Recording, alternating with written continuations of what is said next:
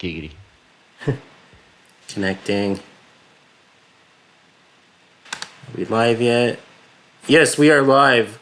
Welcome to Beyond the Pendulum, episode 5. It's Tyler Durden, your host. We do have our panel here today. Mark and Van Man, Glory, and Mad Mom. This show is going to be a little different than the last show. We're going to basically be free talking mainly about news that anybody else doesn't cover, UFOs, UAPs, ancient architecture or ancient relics, and pretty much anything that the other news doesn't cover. The episode 1 through 4 is available now on Apple Podcast. If you're looking for Beyond the Pendulum on Apple Podcast, you're not going to find it under Paranormal UAP because it's not. It doesn't have as many subscribers as we need to be in the carousel, but you're going to have to actually type in Beyond the Pendulum. If you search us on Twitter, you will find us there. YouTube, I need to work on because we're not listed on the carousel and we don't have a personalized link yet. So if you're looking at YouTube right now, also for listeners on Apple Podcasts, we do stream this live with the screen capture on Twitter and YouTube. So if you hear on Apple Podcasts, you hear us talking about things on the screen and you don't see it, you can always go back to the YouTube link and see what we're talking about. As for, I don't know how to do a video streaming podcast on Apple Podcast. I don't even think they have the option. So today I've covered it a little bit on another show or a previous show. What you're seeing on the screen is a picture from the 1990s. It is a diamond-shaped UFO. This was taken by some hikers near the Scotland, UK, or I don't know where the border is, somewhere around there, near an air base. And this is where you get into some weird stuff because the guy who took the photograph sent it to the newspaper. The newspaper sent it to the Ministry of Defense, and some RAF officer was sitting on this until it was supposed to be declassified in 2072. And it got somehow released, and I'm already seeing cover-ups going now. The mail.uk is saying that this is not a UFO. They're saying that this is the Aurora classified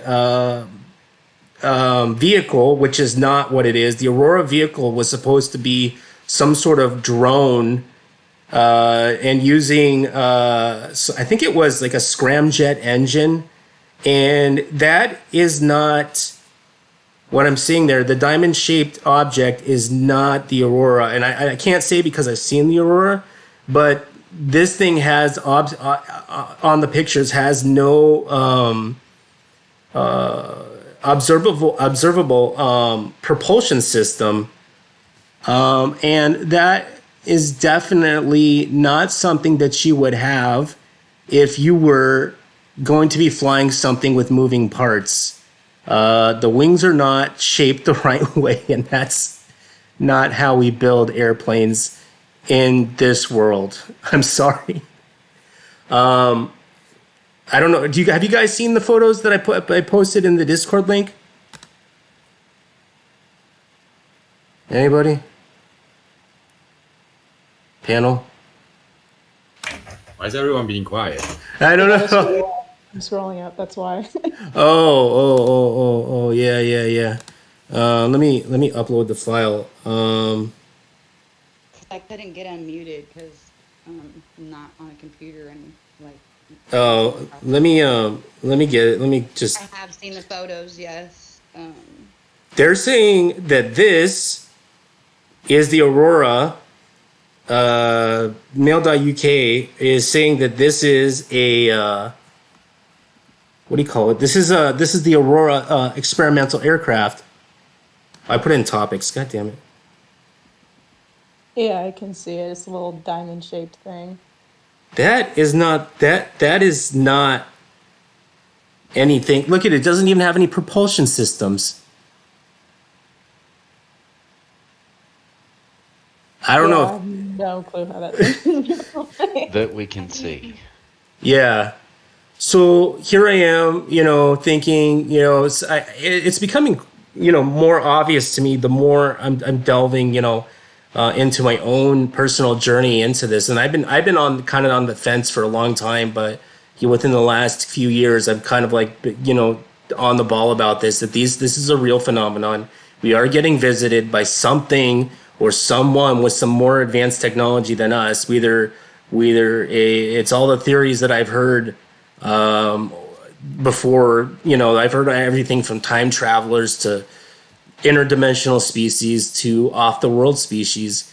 And I don't know what's right. I don't know what's wrong, but I do know that there are craft visiting this world with technology that is far beyond us. And I've heard the argument that these aircraft are not exactly well, from Bob Lazar and a few others who are kind of have more knowledge than I do, or if their stories are real or not, that this kind of technology is not hundreds of millions or billions of years away. I've heard several times that this kind of technology is hundreds of years away. Well, and we're at least 50 to 60 years like behind what they're already doing. Like if you're not somebody that does like actual research on, like technology and AI and things like that. But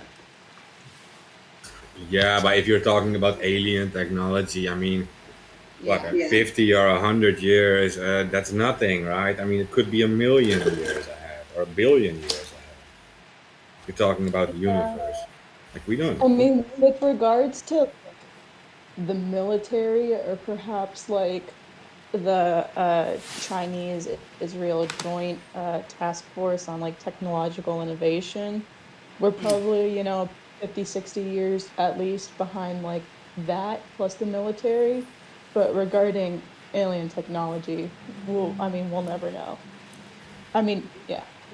Not in our lifetimes, and still, like if we're not careful, because the victors always burn the books and the witches. So Well, have you history guys tells us have not true have you all the guys time. heard about the theory that, and this is something that's been, I've even thought that might have been true.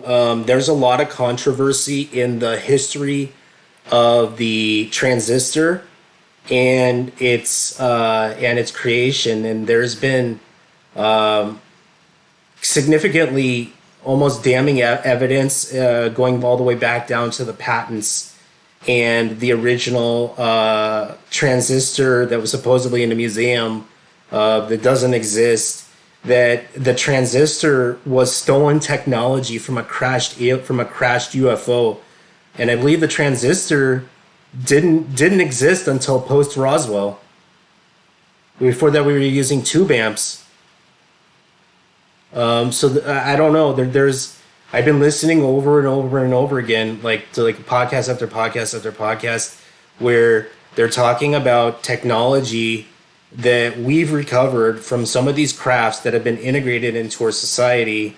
Some of which is they say that might have been what's called passive radar systems or bouncing the radar signals back, fiber optics, some of the what are the silicone chips. And if you look at the history of man, or what we think is recordable history of mankind, isn't it a little odd that we've gone from, you know, basically, what do you call it? From where we went to the Industrial Revolution to where we are right now. It's like the society and technology is advancing much quicker than any other time frame. Going back to the what was going on, to zero BC or zero AD, or Anyone else want to jump in there? No, they say the same thing about Kevlar, right? It didn't exist before the Roswell thing. I think they also got it there. And fiber optics also. So, Lasers were another one.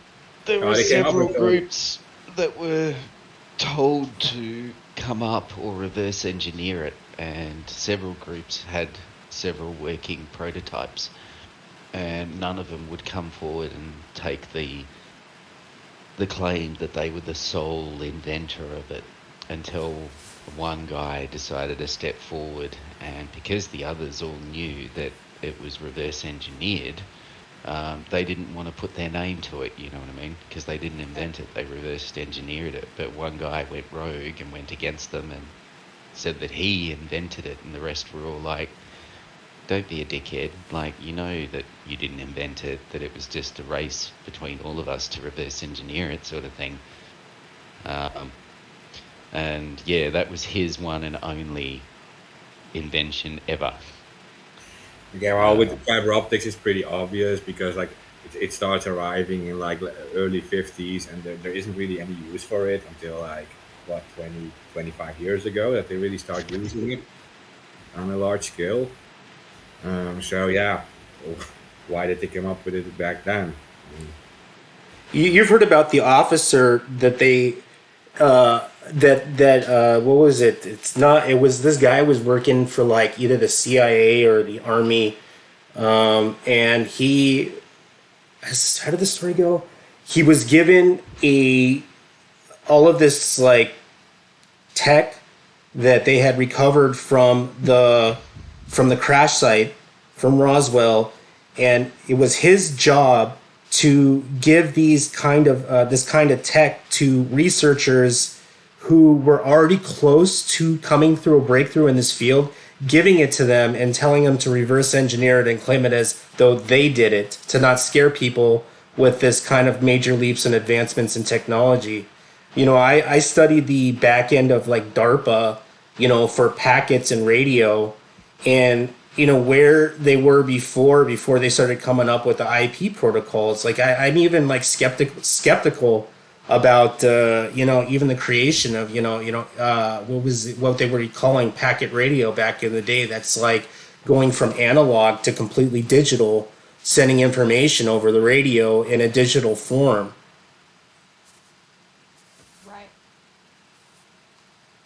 Well, I mean, just think about all the places that, you know what I'm saying, all that information is being stored and, you know what I mean, all communicated through, and then apply the laws to all those countries and places. The fact that war criminals run the world and they don't give a fuck about us, and you're living in present times.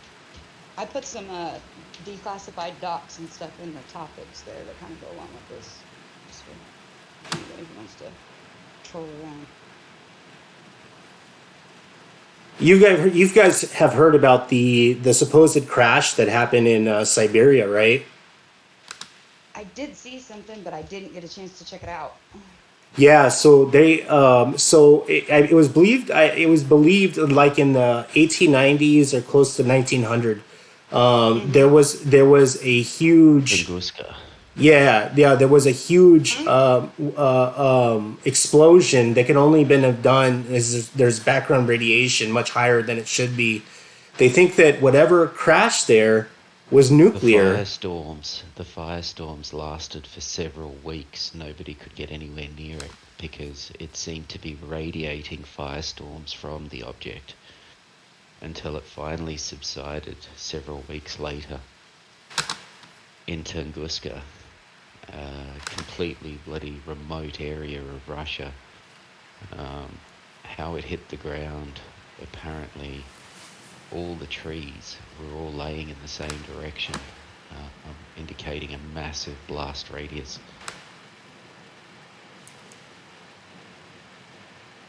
Yeah, that's not the only thing that they found in that region. Besides whatever had crashed there was or was nuclear. There's no doubt about it. And you've heard about the microscopic screws that they found there? No, but I did hear of a craft that did crash in Russia that they retrieved amongst some trees. It was half buried in the ground. The occupants were dead. And there's video of a Russian military unit going to secure the site. It was from the KGB released files. You'll have to dig for that one. That was Jar 2. It's on Jar 2. Sorry. That's an interesting case in itself. Yeah, there's been several. I forget, they were doing an archaeological dig, and they were finding that they thought were bits of glass or bits of something. They didn't know what it was until they looked under a microscope, and these were microscopic machine screws. And these things are supposedly going back a couple thousand years. Like, who had that kind of technology then? I'll be interested in having a look at anything that you have on that. Yeah, Sounds interesting to say the least. yeah. Yeah, I haven't seen that. I'm sorry, I'm being all quiet. I'm trying to like tweak the show because I think they're promoting, so I'll join the conversation. Microscopic screws, Russia. Yeah, ancient No, net. Google. No, no, no, Unlike the no, no, no, West, no. unlike the West, Russia actually was very open about its UFOs. There you go. Actually, for a while there, they had even a weekly show devoted to it during the early 90s, late 80s. Because, they cover a large area of Europe and had collected, obviously, a large amount of sightings due to the fact that they were always watching the skies during the Cold War. There is the structure. What they found, what they thought was just glass, but if you look at the picture from the clip on what I was showing you on YouTube, it's like a tube with winding around it, and this was like they had to look under a microscope to see what they were looking at. That is totally a machined product, and this thing is ancient.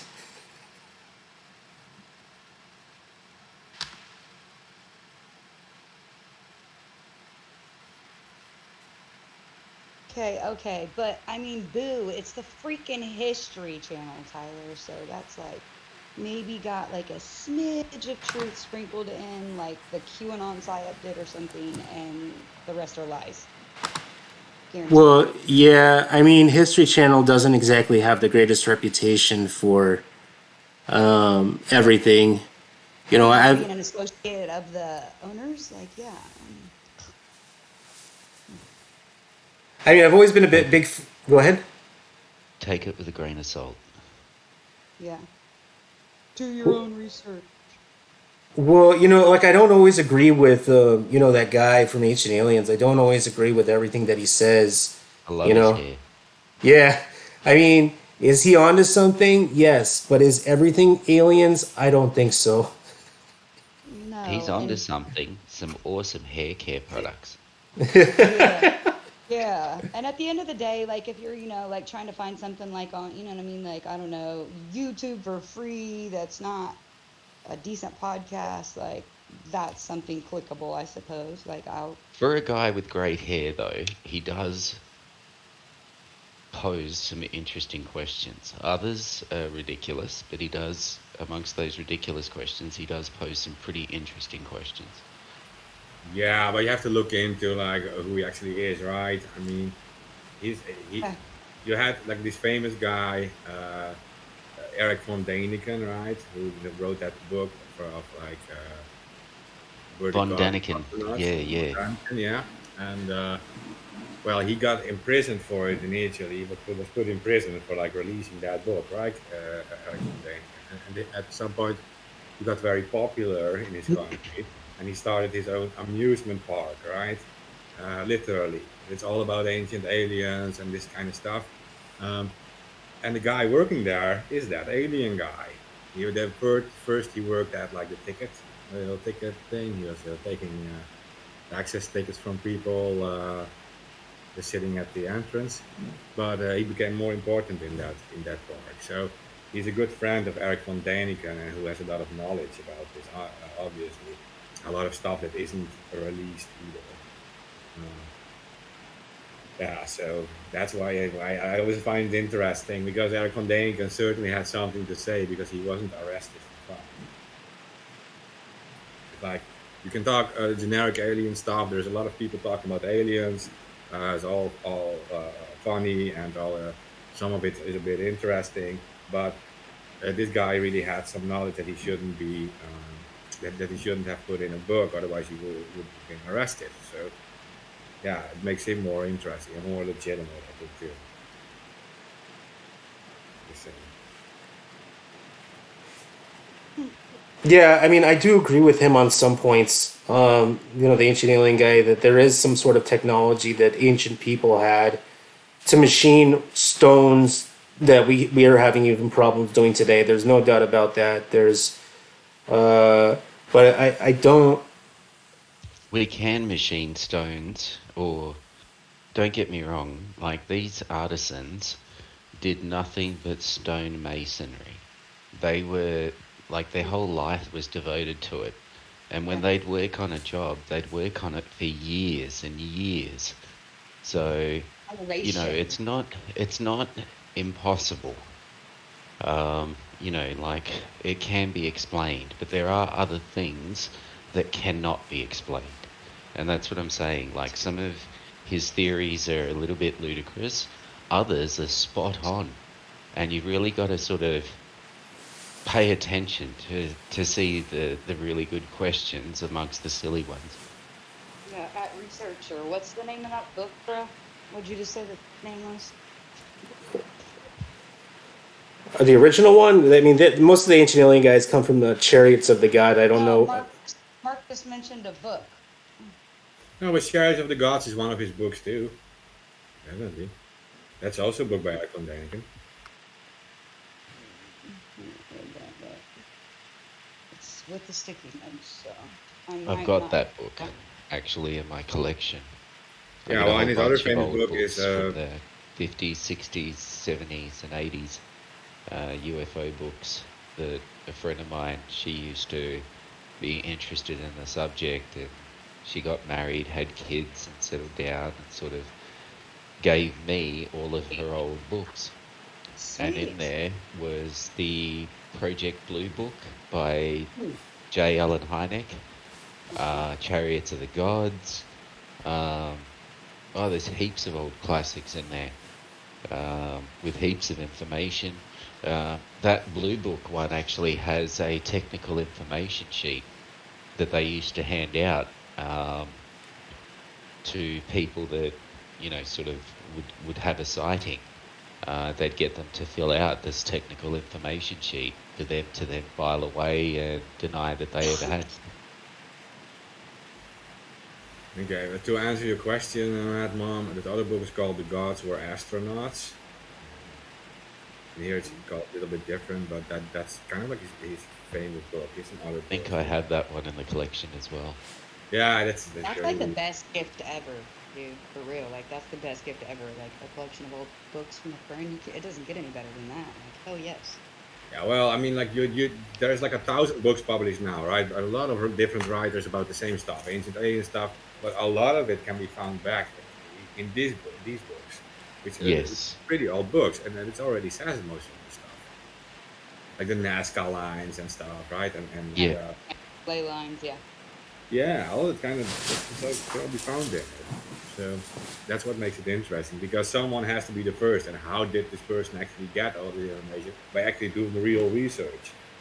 So he actually visited, these people actually visited these places and stuff and did the research on his own, maybe paid for it themselves and got put in prison for it, right? And then spent a lot of effort getting the word out and then becoming more popular because of it. And then all these others jump on it and it becomes safer to talk about it, even a lot of money being made out of it, right? It was Yeah. Eric von Daniken that actually reminded me of how important it was to learn multiple languages. The Yeah. reason that he was exposed to all of this is where he was learning in Europe was still a classical education. So they were learning multiple languages just as part of a normal thing. So he was learning Greek, ancient Greek, German, Latin, and a couple of others. Um, And it was that exposed him to all of this other history that he otherwise wouldn't have been able to sort of access because he wouldn't have been able to speak the languages. And it was from there that he was inspired to look deeper into history and astronomy and aliens. Um, so Yeah. it was just interesting how the fact that he was multilingual actually played a part in directing him into where he ended up being. Yeah, and so he okay. So Van Daan has been very influential, right? But you also had like, for example, this old guy Zachariah Sitchin has been very influential. But you also have Immanuel Velikovsky, Velikovsky, a Russian, a Jewish Russian guy actually, who also wrote a lot of books which were considered a pseudo science back then, pseudo historical content. But Colonel now it's Wendell more. Stevens, Yeah, he was after he retired, he started pursuing the field and the subject until he passed away. Because he had first-hand experience. He'd seen one with his own eyes. He was a fighter pilot back in the old propeller planes. He said that he was on a routine test flight and he saw a UFO that kind of flew up next to him. And he said that he could literally see like intricate detail on the craft. You know what I mean? That's how close it was. And he said it pulled up out in front of him and just sort of stood in front of him for a while. And he said he armed the cameras that were in the plane to take a photo of it. You know what I mean? And the cameras went through a firing sequence, right? Just as if they were guns, because the whole thing is wired the same way, but instead of guns, they were cameras. You with me? And he said as soon as he switched the firing control on, he said the whole system just lit up and just burnt out. And he said, you know, like he couldn't get a shot of it, like couldn't get a photo of it, sort of thing. Later on, when he landed, you know, told everybody of what he saw. They all made fun of him, you know, cracked jokes and shit, because nobody saw anything on radar. Or that's what he was told, but others actually told him that they did pick up something on radar, but they were told not to talk about it. But anyway, apparently it took him 6 weeks to get the aircraft back up and running. That apparently the entire firing control system, and only the firing control system, had fused itself, had just burnt out and just fused itself. That's how it was described. Like it was just fused into one just matte coil of just fused wire, which should have been separate wires and, you know, whole relays and all of that, switches and so on and so forth. He said only the firing control system was completely burnt out. okay. Yeah. Okay. Well, so to start with Velikovsky as an example, like back then was considered totally crazy, right? But the things that he said are not so crazy today. I mean, today a lot of it is confirmed by mainstream science, even, right? Because he stated like that the Earth has suffered a lot of catastrophes on a global scale before and during history, recorded history, right? And he said that there's evidence in the geological record. Uh, he says that many species were extinct because of these catastrophes, and he says like, okay, but these catastrophes were recorded in the myths and legends, right, and in the history of religions, etc. And for example, he has about Noah's flood and everything, right? And also he talks about in that he also this is over 100 years old, right? This these words, and always considered crazy and stuff. The guy died being called crazy, but now it's today many are like talking about the same thing. We do see records of these things, so that's a people are often called crazy while they're alive, but only after they're dead, or there people start looking into their words and they start even using it, right? Because then there's no one to talk back to you when you start using this content. So now wait, I read this book of Velikovsky, and it's like super interesting when he said, "Well, he's dead anyway, so I can claim it now." And then I get like a lot of publicity with it. So that's the thing.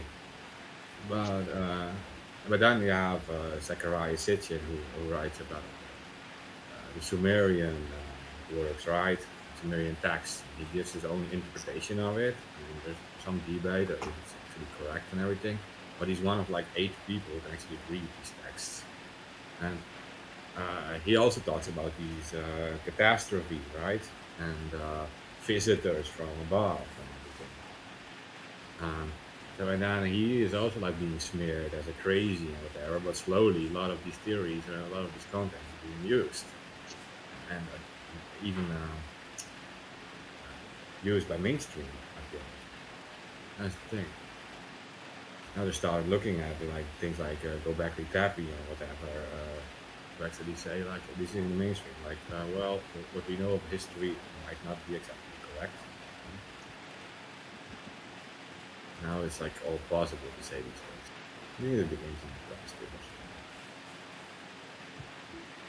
Right. So in that FOIA document, some of that declassified stuff that you guys are talking about is actually in there.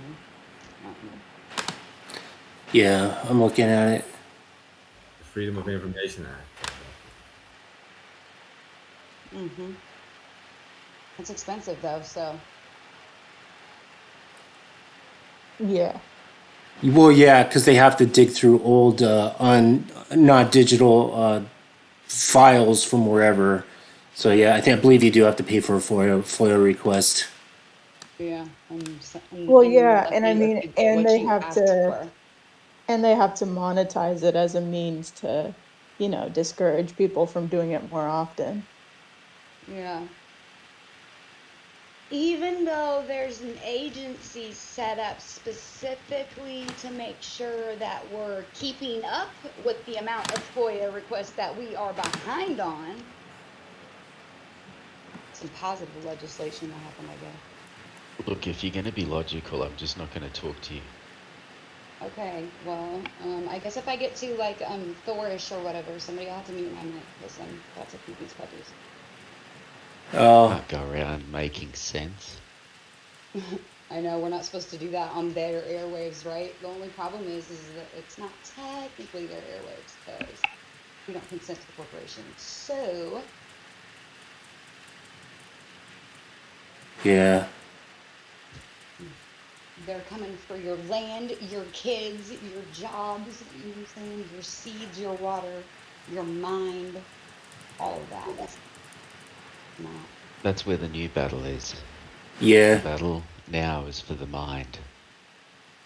If you don't program it, teach it, somebody else will. Yeah, thinking of this, speaking of that, Van, man, what you're saying is like, this is a really weird phenomenon. And I know back in the 90s, there was a research group that went around saying that I don't know if it was the government went to like a private agency or vice versa, and they were going around trying to get the broad data of how people would react if the United States government had disclosed that UFOs or UAPs or UFO at the time were real, and there was a consenting. The data said that the people would flip out, but now, There's certain stuff that was removed from that data really, because that meant saying everything. Okay, not just the warm and fluffy encounters, the encounters where we've found mutilated cattle, Yeah. livestock, and humans. And that would mean coming forward with everything. So, yes, when they did that study, they said, what would it mean, or what could we expect if we were to come forward with the UFO phenomena loosely termed? Right, but that study was like what, 30, 40 years ago or some shit they did that. So like surely society as a whole is in a better place, I would hope. I guess there's that hopium again. But probably not. But the weird thing is that now we have almost 60 or 70 years now of the government saying it's not real, and then now they say it is real, and people now say that Yeah, it's not real. the paperclip scientists. Yeah, It's real. now people, the average Joe Schmo is saying that it's not real, or you get the If crazier. anybody, if They're full of anybody, bad if anybody information. has any questions about whether NASA knows anything, take a look at the tether, electromagnetic tether experiment. You can Google it anywhere. You can probably find it on YouTube. But yeah, just take a look at that particular incident, and that will give you an idea of of what some of what NASA uh, is aware of that they just don't mention.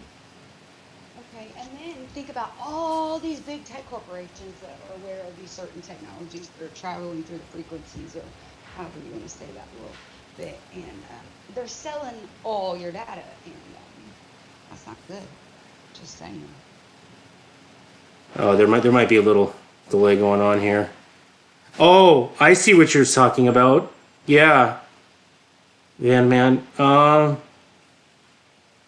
Wait, I'm looking up what you're saying. If you could, if you could play that for the viewers that are watching, those that aren't watching, if you want to Google it yourself, you can find it. Again, it's the electromagnetic tether experiment by NASA. The information's there, and it's definitely worth looking at, to say the least. Yeah, I'm trying to look at this video real quick. What the fuck?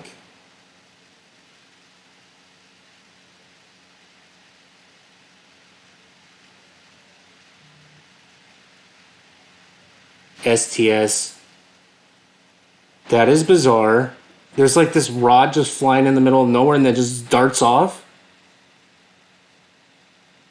That rod is the electromagnetic tether, which powered up so much power and got overcharged that it burnt out the tether cable that it was connected to. And it just kept powering up. And unfortunately, because it broke away with the tether due to an overload,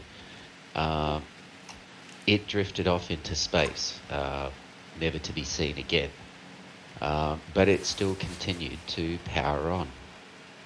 It was supposed to gain energy from the Earth's gravitational field, and it did so. A lot more energy than what they anticipated, which ended up burning the tether out. You should have a look at the full length video. I think it's about 15-20 minutes long. I'm not sure. But yeah, they've chopped a lot out of it because there appeared to be a whole bunch of things orbiting it and collecting it around the object, both during the experiment and after it broke away.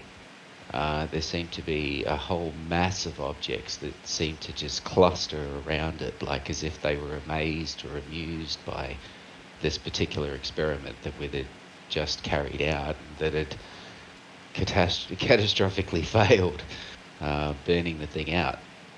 But yeah, the experiment, I guess, was either a failure or a success, depending on how you look at it, because they produced a lot more energy than what they were expecting. Way lot more. Like, Big. yeah, the system just couldn't cope, and yeah, the whole thing's just burnt out. But the machine kept running and kept producing energy.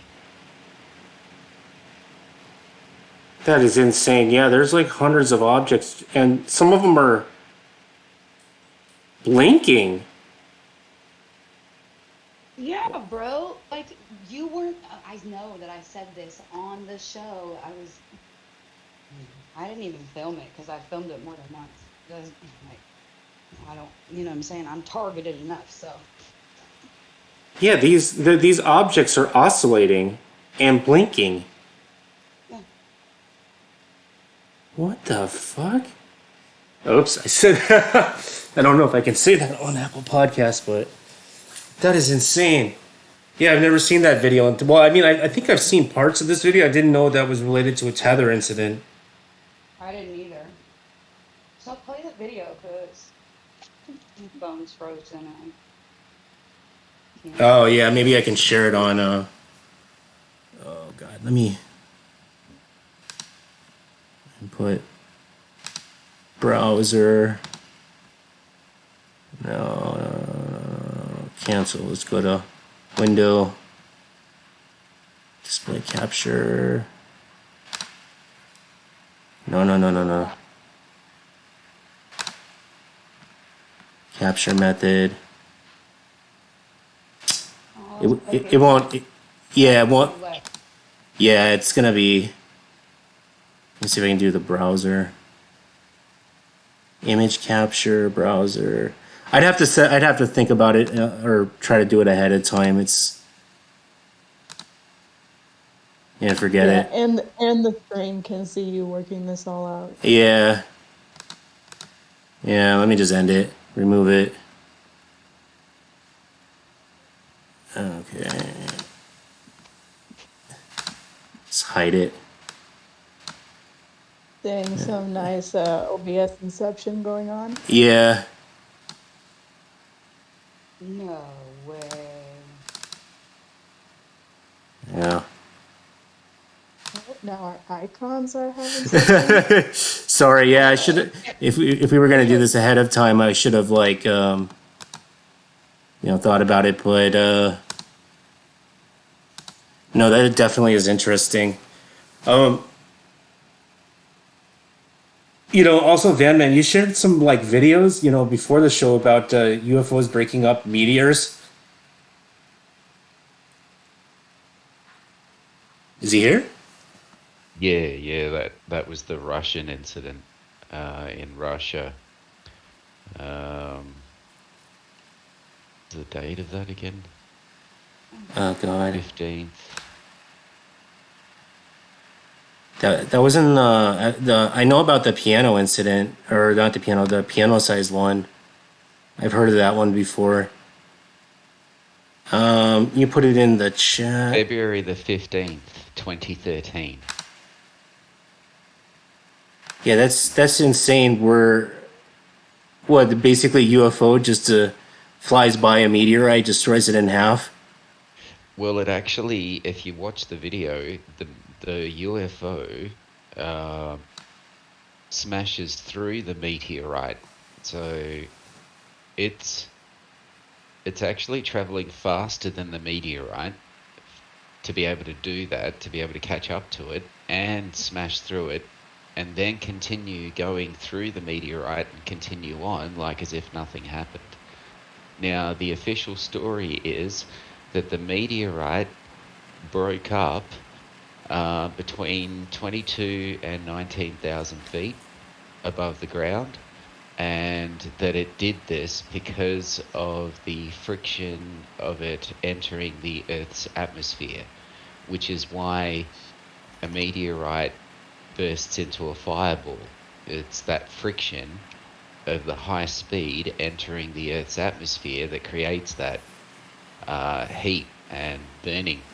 So this object was able to travel inside our atmosphere without creating a fireball like a meteorite, for one, and then was able to do this without affecting the environment around it by the laws of physics of creating friction, and was then able to travel faster than the meteorite without doing this and smash through the meteorite and continue on. Now, they said that if this meteorite hadn't broken up in the air, that it would have been the equivalent of, I think, a 5 megaton nuke if it would have hit the ground. And it was apparently the size of a school bus. Jesus. So this object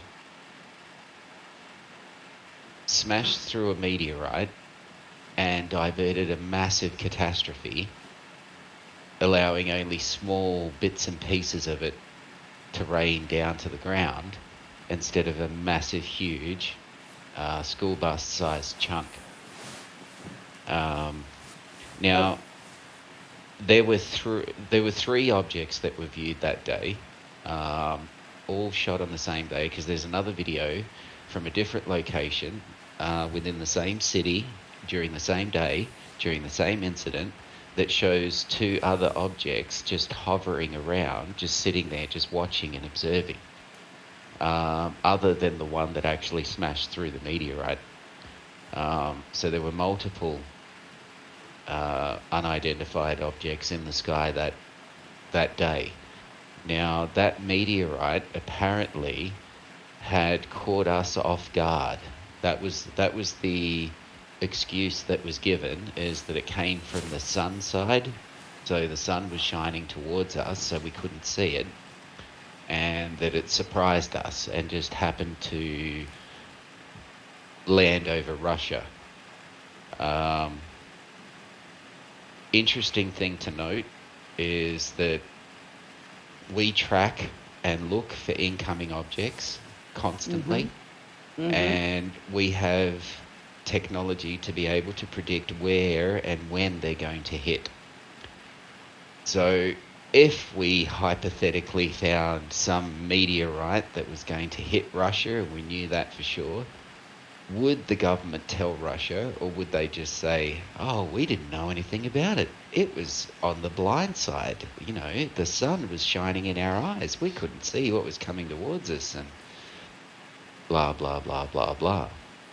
Yeah. And you just sort of let nature take its course, so to speak. Well, except in this case, nature intervened. Thank your Jesuses. Yeah, I mean, I do remember that incident. It was so they said it exploded over the city, but I do remember seeing that video floating around, and some people saying it was fake, but that doesn't look like Photoshop. I'm sorry, it's not even that. It is not even like well, how should I say, good enough to be photoshopped.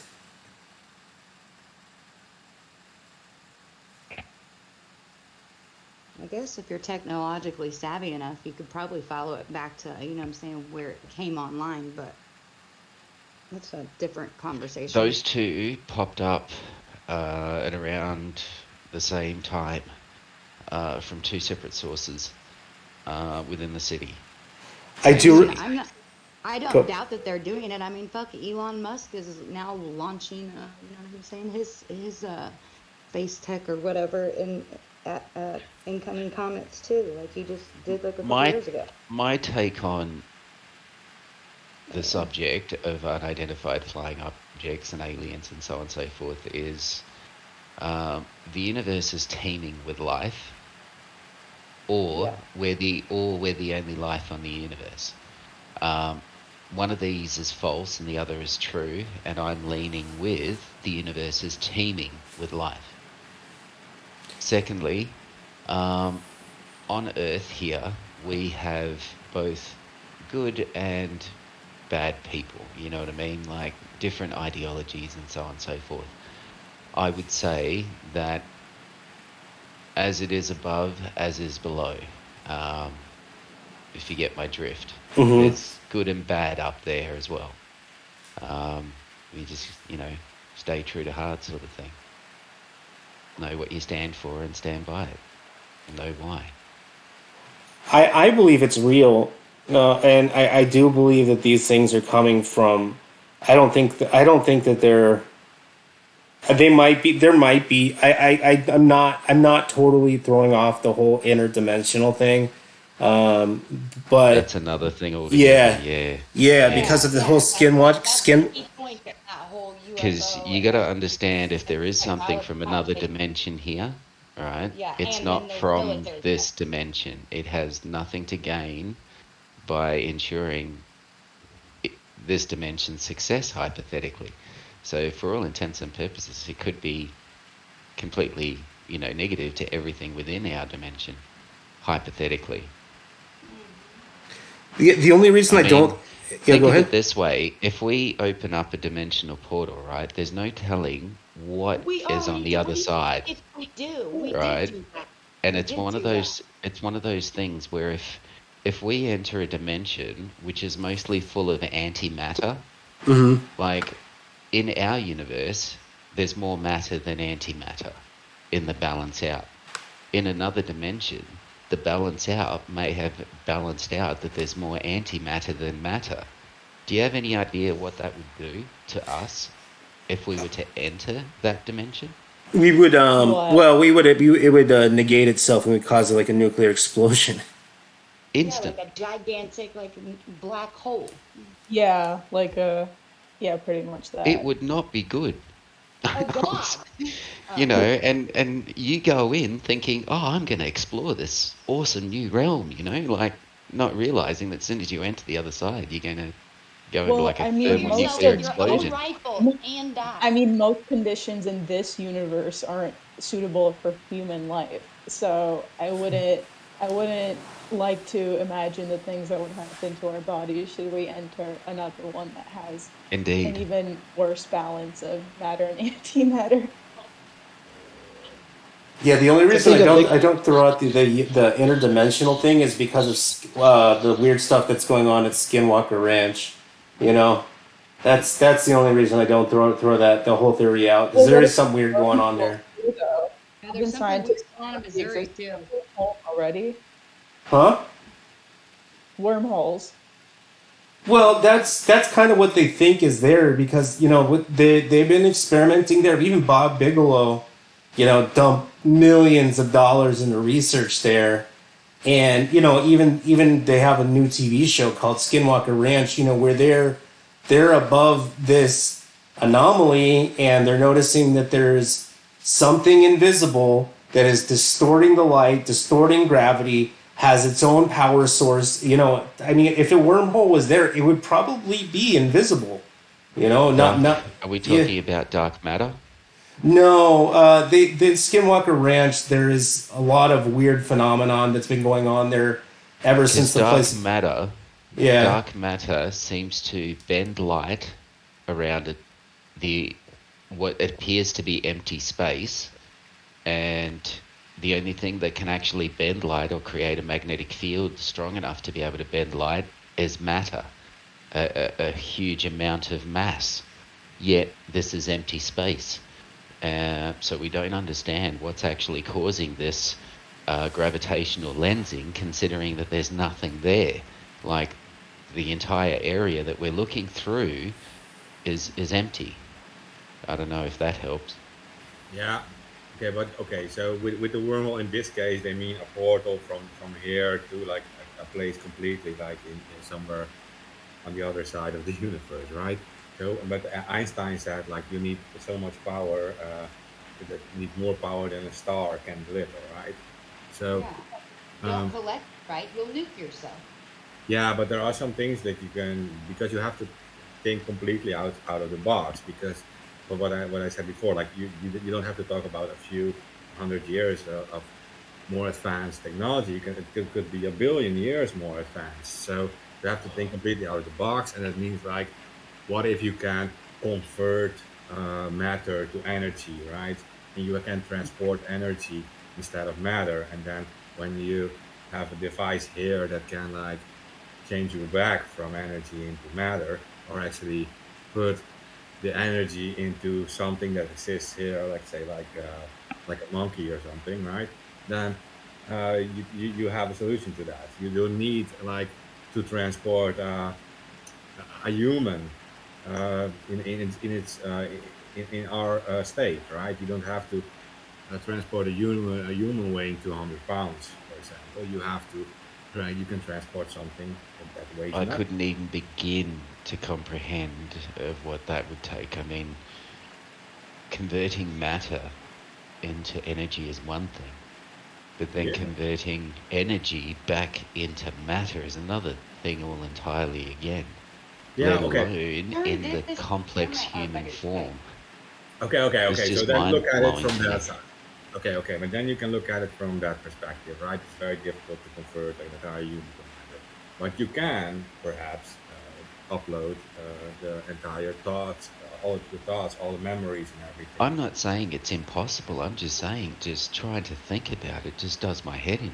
I don't have to Yeah, think no, I about get it it. because I'm enough of a conspiracy theorist to like be able to feel it in my bones when they're harvesting me. Now what? No, okay, but let's say that you have communication. Like, okay, so you send a rocket to Mars, right? You have communications with that rocket. You're transporting data to that rocket, right? That data could also contain all the memories and all the knowledge of a human. So technically, you can transport that data and you can upload it if you have a device here into a mammal that has a brain that can actually retain that data. So it doesn't have to be that difficult at all. You just need a sender and a receiver somewhere on the planet. Yeah, not Google bitch. Yeah, I mean, like whatever they use, you just need a sender and a receiver, and you need someone capable of putting that data into a mammal that works, like maybe a human. Have you guys Well, heard that's of kind that? of what they were doing. Huh? That's kind of what they were doing on Altered Carbon, where they were transferring sleeves. They would just upload the essence, and that's just an energetic field anyway. How they broke it down, and then you don't have the matter conversion. You're just basically putting batteries in a different remote. Yeah, I was also thinking about the movie Avatar, for example, right? That's why they do kind of do it too. That they transport like the consciousness into something else, like another alien life form, primitive alien life form. So that's what you can do. I think that's very much possible, and I would think that is the most logical way of doing it if you're an advanced civilization. Like you have all these Or AI robots, but if you send in robots, right? Unmanned vehicles. You're not going to travel through space.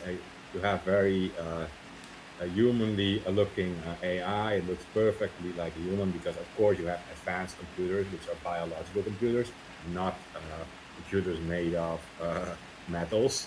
So, like, that's like medieval stuff, right? You can make biological computers in the same way that you can, because that's much more efficient. Like, yeah, that is the. Like we're already talking about quantum computers now, right? And if you have a biological computers that like your body has so much better yeah, way. they did an experience. Like there's something in the chat that's declassified on that from earlier from me. Yeah. Oh, the human, like look at the human, or even a basic animal, like it is so much more advanced than a computer in transporting data throughout the body and everything. So it makes sense to build something like that. So yeah, to build these gray aliens, like maybe they're AI, they all look alike, right? So well, it's just theory, but I mean that's how I would do it if I was a civilization. And you can just upload all the data into the biological computer, and yeah, I just had need a very big brain. So I look at these gray aliens; they have like a huge brain, a huge size head. So I see it on your picture, man, right? It's a huge brain. It can retain Ray, the data. The ether. I can never retain all the data. We have some data loss, but you can store it up. That's how it works. You can download very specific data into this creature, how to work on money or something. Yeah. You know what's also weird is, we were talking about, where these things are coming from, and I've been digging and digging and digging and digging online, based on what Bob Lazar said, one of these craft that had landed on this, or they had recovered, from Zeta Reticuli, which is like a binary star system. So I've been looking all week trying to find online high, either amateur or space-based telescope of anybody who's looked at this star system, and I'm running into like roadblocks, and I even dug on Reddit, and somebody even suggested to the point where that they have taken these photos, but they've been pulled down per government requests. a little bizarre to me. The Zeta Reticuli, I think, is only like what 10 light years away or something. Maybe Yeah, 100, NASA, 100 light years. that said that they didn't want to release, yeah, on that star galaxy. Yeah. And it's like a legit government document. It's not no bullshit. Well, I don't know. It gets weirder and weirder. This, I mean, like you'd think there would be something, with all of the conspiracy theories that are going around about where these things are coming from. Yeah, yeah, but it What? wouldn't be we wouldn't have to assume that there's only one race of aliens visiting us, right? Like you have in the ancient Quran, in the Quran, is also gives also like it's Sirius as a location, which is not that far away either from us. It's like 40 light years or something, 14. I don't know. I just like it's very close too. Scale. Well, I mean, traveling faster than the speed of light might actually be possible. If what's his name was right about how these things, about these propulsion systems, these things are using a nuclear reaction supposedly from using some isotope of muscovium, and they are artificially creating what is known as like a gravitational wave. So these things are not pushing themselves; they're literally falling into a what essentially would be a I'm not sure if it's a black hole or creating an artificial wave, but somewhere along that lines. But you can travel faster, I believe, than the speed of light if you are being pulled along by something like a microscopic black hole or a some form of that. I mean, it's not entirely impossible.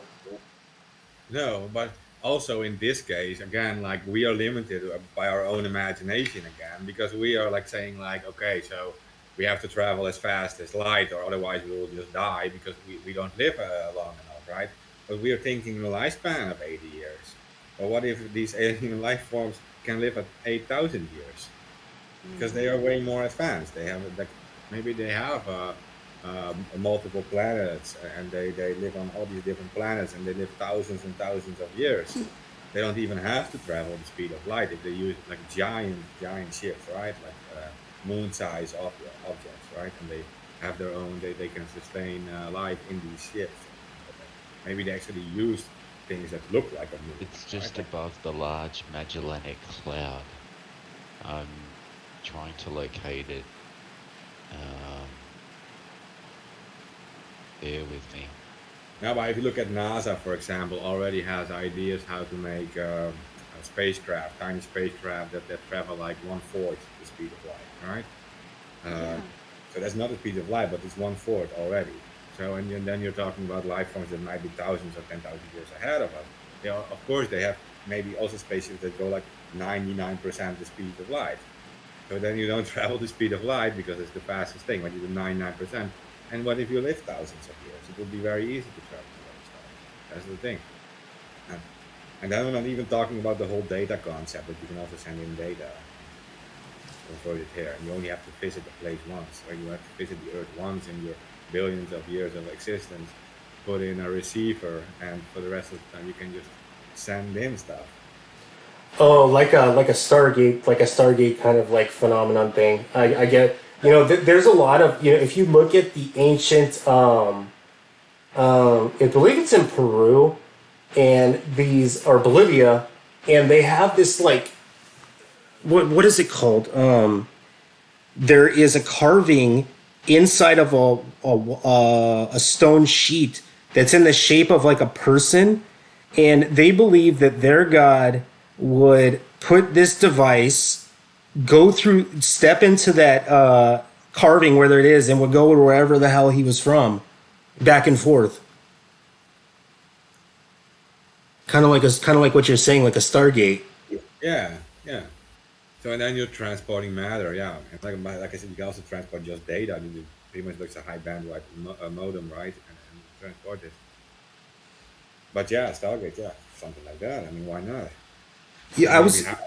It's weird that you even say that. And I was listening to God. One of the I'm like Art Bella. One thing that's always fascinated me is time travel.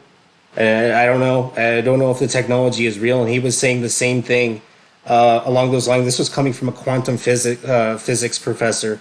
He was saying that if that time travel wouldn't exist until it's been created, but at the point of creation, anybody from the future or whatever would be able to visit it. It's kind of like a Stargate, but it's a similar concept. As long as a gate has been created, that would be the reference point to how far you could go back in time. Something like creating a point of reference from point A to point B. The guy went into a lot of math that I didn't or a lot of physics and explanations I didn't understand, but that was kind of the general concept. But I believe that we're not so far into our. I would say that a lot of the technology that we're talking about is not thousands of years away. We're like hundreds of years away. And he was talking about how these quantum computers and even lasers are somewhat based on these quantum physics theories, and we're getting to the point where what is like science fiction is becoming science fact, and right now we're working on the micro and working our way back up to the macro, small versus large versions of these things. But I would say what we're talking about is not millions of years away. We're only a couple hundred years away, realistically.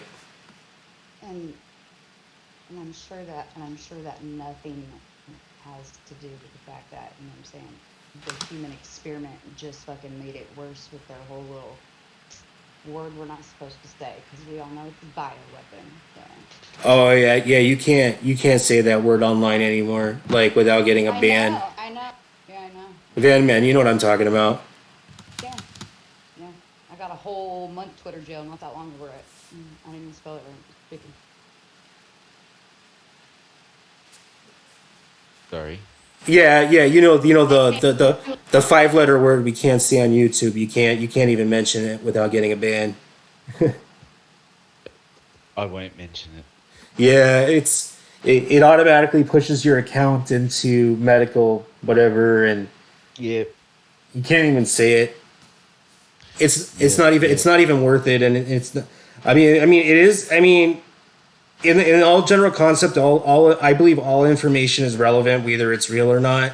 I just think that the way that these telecom companies go about it and policing people is kind of ridiculous.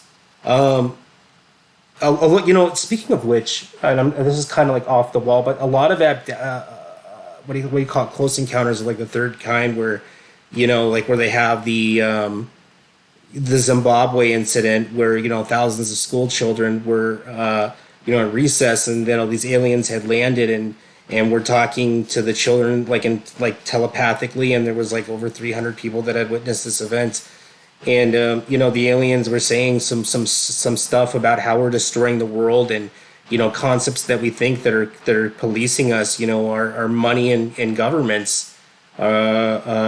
These are they were saying something like these are the concepts that are holding back your race.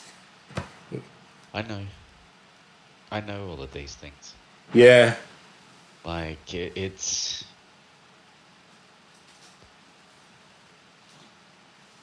it reminds me of a meme that I read, and it was set in a park on a park bench, and a guy sitting there with Jesus, and the guy says to Jesus, like, there's all of this suffering, like, wars, famine, greed, corruption, like, how can you let this be? How can you let this be without doing anything? And Jesus turns around and says, that's funny actually, because I was going to ask you the exact same thing. Yeah.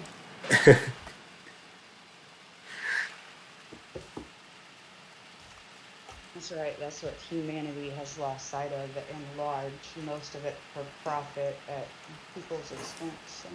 Well, money is a form of control. Then you have We're a being led astray yeah. by false leaders, false prophets, false teachers, whatever you want to call them. If they're false, I mean, just look at their actions. So it's Well, if you think about it, all the people that do the R&D into these technologies are peons in compared to the investors who are funding it. They don't die rich. They don't die happy. It's the guys who make the money off the tech actually do.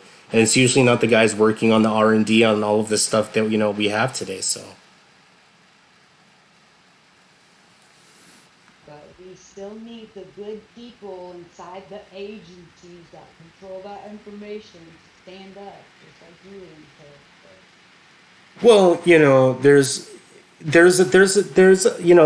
way that, our society is going right now, especially when we're having economic crashes and, you know, the governments are demanding more money from us, and people aren't able to pay back their stuff. These are signs that something's falling apart at the seams, and ultimately you got to let it. These kind of cycles do run its course, and something else is around the corner. What it is, I don't know, but I do know that the way modern society is developed around it is not really designed for the advancement of humanity. In fact, it just throws everything aside, everything for the concept of value, or how much stuff you have, or how much you can acquire. If you think about it, money is really a concept of slavery. It really is. It is. It is. It's a system where the slaves now clothe, feed, and house themselves. The slave driver now no longer has to worry about these things, for the slaves now have been organized and herded and cattled, and to believing a set system rewards them enough so that they do not rebel their servitude, and no one is more hopelessly imprisoned than those who falsely believe that they are free. They insist upon their enslavement now. Greetings, all. They will get you to chant and repeat it. We are free. We're the freest. We're the freest. We've got the democracy. We've got the freedom. If it was so obvious, right, it would be redundant and not necessary to repeat constantly. Yeah, I mean, I don't want this, this whole, podcast to be political, but this does go along with what I was saying about what was telepathically told to these school children, and this is not the first time I've heard about it, Which where is we've why had, I brought it up. yeah, where Because this these, happened not just there, it happened in Australia as well. oh, really? I didn't know that. there's been several different similar instances. Oh, no, wait, I think you did. Russia, Yeah. Spain, Portugal. Yeah, it's been several places around the world that it's happened. Yeah, Missouri. Yeah. Well, I don't know. Whatever we're doing to this planet, it isn't working. We're destroying it right at the seams. All for invisible form of control. And I think that's exactly why we're seeing an acceleration of sightings and experiences from otherworldly people, I'll call them. Because we've come to a point of competition where we're not collaborating, and intervention is needed before serious disaster. And whether it's aliens, whether it's government mind programs, or whether anything in between, there's definitely something off, and people are waking up to it. And I think a lot of things that people overlook when they start discussing these topics of aliens and portals and interdimensional wavelengths is that all of these things could actually be happening simultaneously. We could literally be living multiple lives in multiple different realms, so to speak, simultaneously. And it's evident when we all wake up from a deep dream, so to speak, and have to get our bearings. I think that's just our recognition of what we find as familiar surroundings. And if you notice when you're in a deep, vivid dream, that you feel that same level of understanding with your environment, and you know whatever is real is contingent on what your attention is focused on at that moment, what your energy is mingling with. um, and I think that's going to be one of the keys that is used when we figure out how to upload our data and transfer sleeves. And I think if that's a concept that we could just sit together and talk about now, then that's something that We people are would going to mean to doing that. full of that data, okay, but if we're not, then whoa, pump the brakes. I don't want to be in on the we part of the uploading of the data. Yeah, I'm just saying. that's why I'm trepidatious with Elon Musk and the work he's doing over there at Neuralink, and Yeah. and and we're right there. He's looking at AI assisted data upload, and already talking about conversion into bipedal humanoid robots. Um, And Yeah, and so and that's what makes it interesting too, because he is obviously has like super deep connections with the U.S. military and with NASA. yeah, yeah, So yeah. I think he could have had he could have had access, or still have it, access to like what Lockheed Skunkworks and everything are doing, like that they already have access to certain stuff that he maybe reverse engineering. So maybe we'll suggest that this is coming from outside population, not only from this planet. It's like reverse engineering is something like that. Who are they going to choose to do it? Like it's the brilliant guy, of course, with 180 IQ, who's literally has a company called Tesla. Like they're going to have him reverse engineer the stuff, and make the military.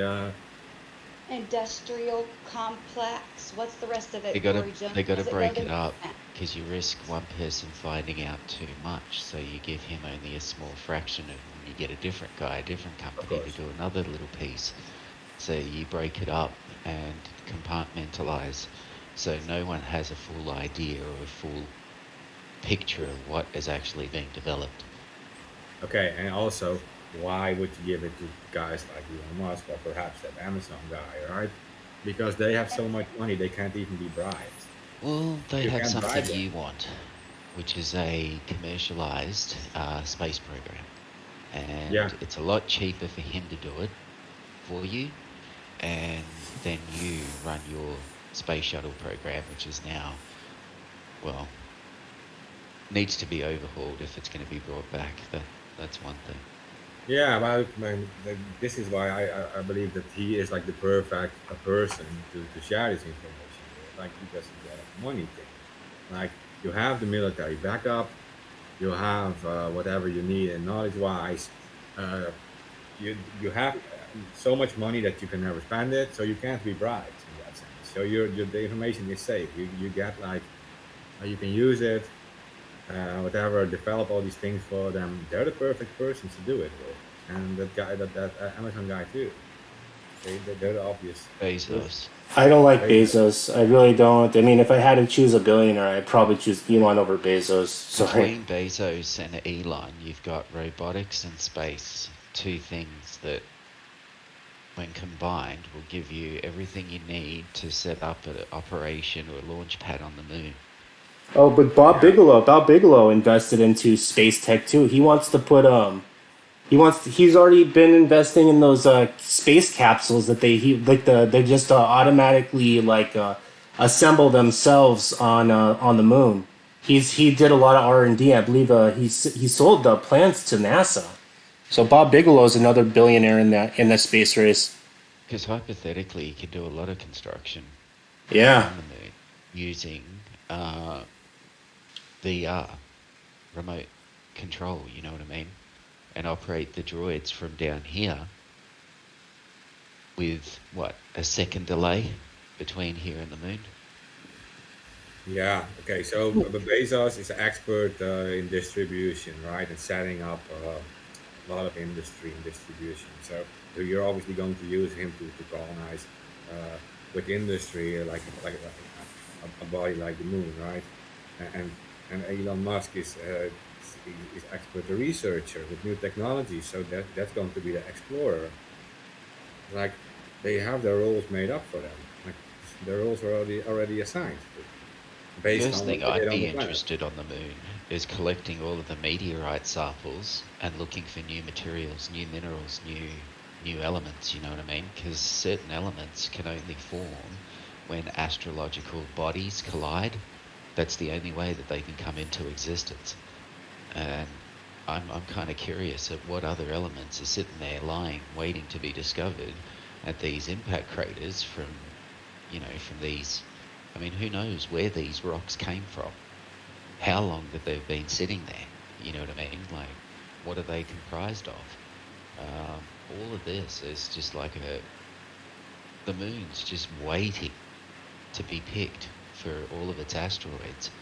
Um, and I do feel that there's, quite a lot of stuff to be discovered there, to say the least, because it's just frozen in time.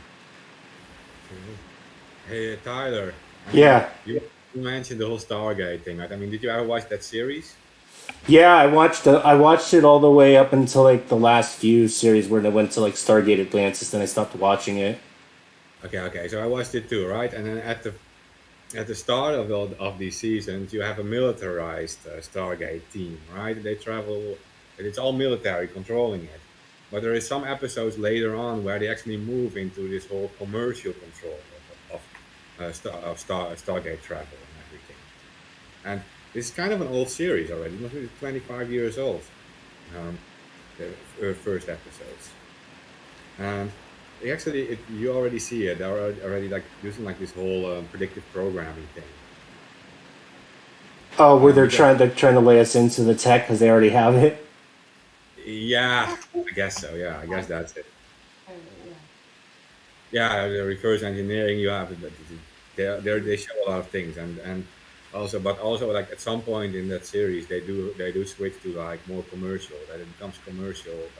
I'm not sure if you ever went there, but to those episodes, but then they have like this whole thing where they end up in an alternate universe, and that's where everything is commercial. The Stargate is open. It's all these companies doing it, using it to gather technology and everything.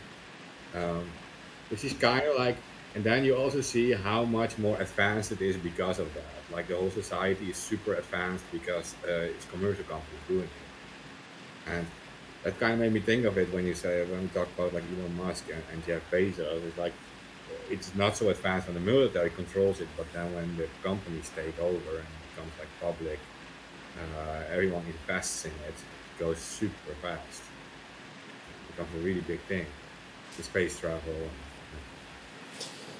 Well, I think deep space travel won't be what do they call it, a big how should I say, there are complications until we can artificially create gravity, and I know that they are working We on. can't even work out Yeah, how to sort stuff here on Earth, yeah. right? Before sorting out just in our own solar system. And I think deep space travel right now, I think is just one thing at a time. Yeah, what's that computer that guy in the that guy came back for, whatever that one time traveler? You guys know what I'm talking about. Oh, John John Tyler. Tyler. Yeah, Yeah, he messaged our own champ. There was a guy, and this is really strange. And I only told Mark this story, but our old YouTube channel or our other show that we used to do. yeah. There was a hashtag to our old show and was trying to tell us about stuff in the future. And this guy was claiming to be John Titor. Hmm. That's Yeah, interesting. He's an interesting guy because he kept going with this story and he gathered a lot of followers from it too. Like people actually like started to like at first he was declared crazy, of course, but then they started to doubt like because he just kept going and he's a very interesting character, John Tyler, John Tito. so was Mad Markham. And the guy from Art Bell, that guy ended up disappearing. Yeah. Yeah, it's weird. Yeah, some things. Sometimes you think like maybe they entered in some kind of like psychosis, but it was based on like some real things, and they just scared that it gets out or something.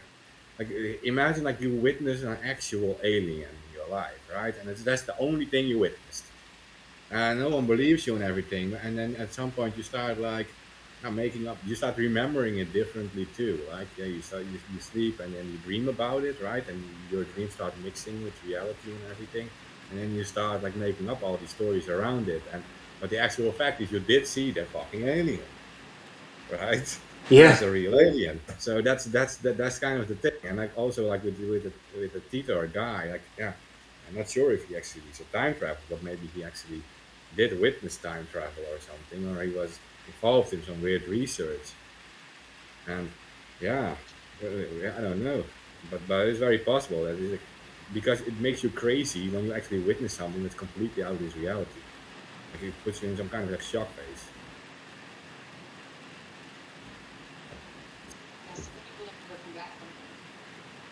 Yeah, it's kind of with that story about the Indians and when the Americans, the Native Americans, and when the Spanish first traveled to the United States.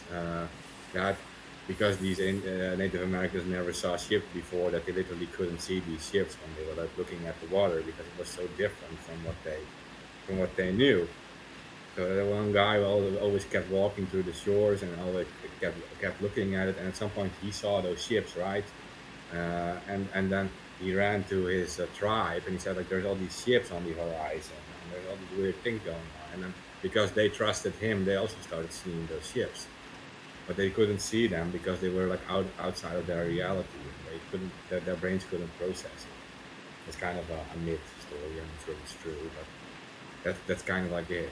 Like it's so way out of your reality that you can like yeah, your mind can go crazy. Yeah. Or your brain starts to It rational. just makes Go ahead. sense.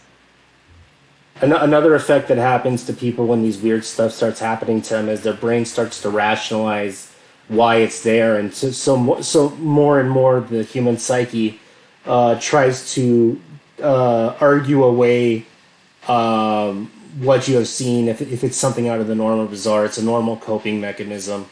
Oh, I Yeah. was tired, or I was ate too much Xanax or something. You know. Yeah, or you start connecting it to things you do know about. Like you would say, like these ships, for example, are like huge sea creatures or something. Because you do know those from the stories. So there are huge sea creatures, and maybe these are huge sea creatures. Well, it's actually more crazy than the actual ship story. But yeah, you start using those things, and that's why how you get these weird mythologies going on too. Actually, those were the Spanish ships. If you never saw ships, they don't exist, and they will definitely not be coming ships from that side, huge ships, because they were never there. So, but you can still, because your stories do talk about all huge sea creatures, like huge whales and stuff, that you would say, oh, these are all whales. Like Noah's whale or something. Yeah. But also, like, the also thing rationalizing, like, you were tired or something, hallucinating, whatever, yeah. Yeah. Too high. Yeah. Next step is that you actually you know for sure that you saw something. So, but then we also start rationalizing it. By the way, when we see UFOs, like last episode, I remember saying like, "Oh, probably it's military, right? It can be military. It probably is." That's also rationalizing. I mean, listen, if it's not fucking military, then and you know what I'm saying, like they're just leaving me in this shitty cartoon on Earth, like I'm mad at the aliens. For the record. Yeah, I mean, like, why would it have to be military? After, It would like have all like, four of my friends that were on the deck with us, like a couple of weeks ago, probably feel the same way. Just tell you. yeah. I mean, like, yeah, because I saw very strange things too. I've seen the UFOs in the sky too. I can't ever explain those just because Yeah. Yeah, so- I've seen some interesting things because I amateur astronomer, so Yeah. I watch yeah. the Well, so I'm looking skies at the for sky. years, You and look I at the know sky for what 2 hours in a row. satellites. I know Fair what enough. satellites look like, and yeah, me and the guys camping out in the backyard and watching the sky. We thought we were watching a satellite until it stopped and changed direction.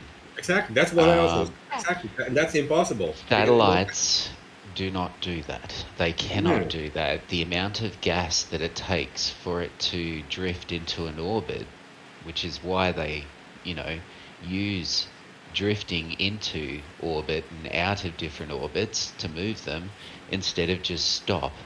Because the only reason it stays in orbit is because of the motion. If you stop that motion, it just falls, gets pulled back in. You know what I mean? So that's the thing. Like, I know how satellites work, and for this object, which we thought was a satellite, at the middle of the night, not uh, just after dark or just before dawn. No, this was middle of the night. Um, and yeah, this thing stopped and changed direction, and that's when everybody freaked out. It was like, okay, you know, Yeah. satellites don't do that. Now they were scared because we kept seeing it the whole night. Like it just hung around in that area of the sky. Yeah, but, Also, like, yeah, but look, fam, man. Like seriously, if you walk out of, if you're an amateur astronomer, right? I look at the sky a lot. If you walk out of your town, right, or you go onto like open water, and you look at the stars, right? Guaranteed that within 1 or 2 hours you will see some we'll unexplainable see it stuff. come in and hover.